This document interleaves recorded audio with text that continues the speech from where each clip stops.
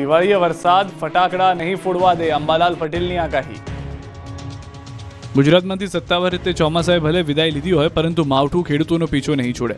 આ વખતે દિવાળી એવો વરસાદ પડશે કે ફટાકડા પણ નહીં ફોડી શકાય। આવી ધમાકેદાર આગાહી કરી છે હવામાન નિષ્ણાંત અંબાલાલ પટેલે। તેમના મતે 18 ઓક્ટોબરથી વાતાવરણમાં પલટો આવશે। 18 થી 20 ઓક્ટોબર વચ્ચે બંગાળના ઉપસાગરમાં લો પ્રેશર સર્જાશે અને જેની અસર એ વરસાદ જોવા મળશે। 23 ઓક્ટોબરથી ઠંડા પવન ફૂંકાવાની શરૂઆત પણ થઈ જશે। પછી નવેમ્બર માસમાં ફરી માવઠું આવી શકે। 18 નવેમ્બરથી બંગાળ ઉપસાગરમાં ભારે વાવાઝોડું ફૂંકાવાની શક્યતા છે। 23 નવેમ્બરથી ગુજરાતમાં હવામાનમાં પલટો આવશે। બાદમાં 22 ડિસેમ્બર બાદ હાડ થીજવતી ઠંડી પડશે।